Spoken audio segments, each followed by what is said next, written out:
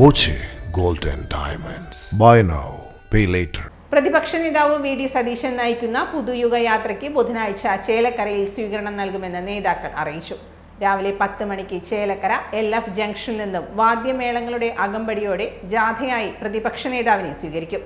തുടർന്ന് Chelakkara bus stand പരിസരത്ത് സജ്ജമാക്കിയ വേദിയിൽ പൊതുസമ്മേളനവും സ്വീകരണ പരിപാടിയും നടക്കും. ഫെബ്രുവരി 6 തീയതി കാസർഗോഡ് നിന്നും ആരംഭിച്ച പ്രതിപക്ഷ നേതാവ് വി ഡി സതീശൻ നയിക്കുന്ന പുതുയുഗ യാത്ര ഈ വരുന്ന 18 തീയതി രാവിലെ 9 മണിക്ക്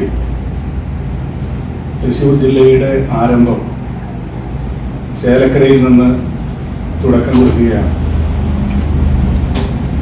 കഴിഞ്ഞ 10 വർഷമായി